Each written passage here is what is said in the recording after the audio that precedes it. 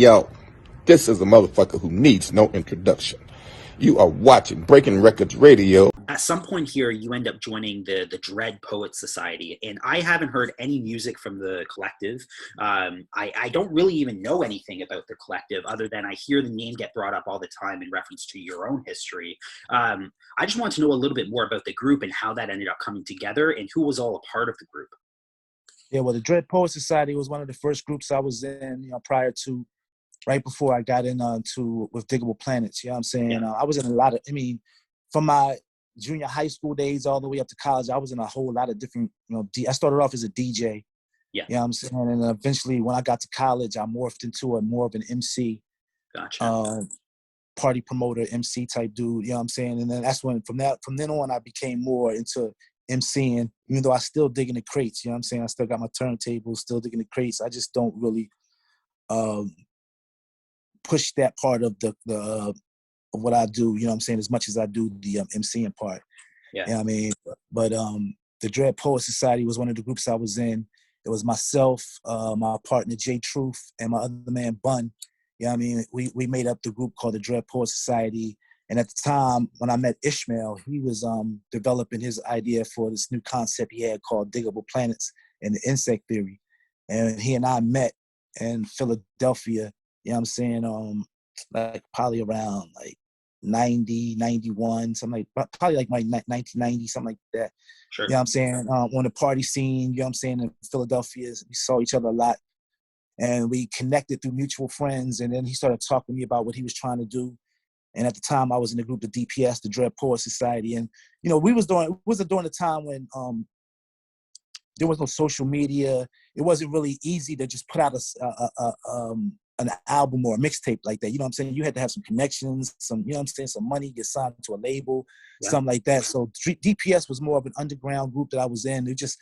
I guess it gets brought up a lot because now the fame that I got from Digable Planets, people ask me about my history and I bring the name up. But other than that, it was just, but it was one of my proving grounds, you know what I'm saying, that helped me develop into the MC and the person that I am now, you know what I'm saying? And part of that demo that we did, we had a song on there called Skin Treatment. And the song, we utilized the original sample from Art Blakey and the Jazz Messengers that we ended up using for Cool Like That. And Ishmael heard it. Ishmael heard it when me and him started hooking up and started, you know what I'm saying, talking about our different mutual interests and stuff like that. Music, he let me hear what he was working on. I let him hear what I was working on. He heard the song, was like, yo, that's dope. And then after a while, me and him got more comfortable, got more closer and closer. That's when he invited me to join this new group he was starting called Digable.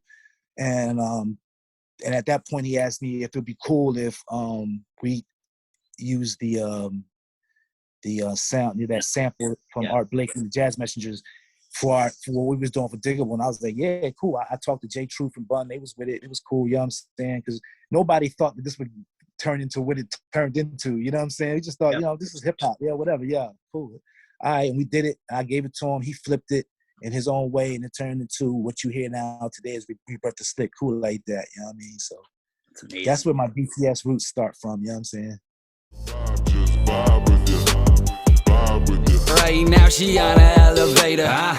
I'm not trying to waste your time or give you all of mine. I just wanna vibe with your vibes. I don't wanna keep your heart, but I can tell you where to start. I just wanna vibe with your vibe, with your vibe. I don't need to know your name or the places that you've been. I just wanna vibe with your vibe, with your vibe. I don't need to hear about your mistakes or the times you ended at his place. Just wanna vibe with your vibes. Just vibe with your vibe with your vibe. Just vibe with your vibe with your vibe. Just vibe with your vibe with your vibe with your.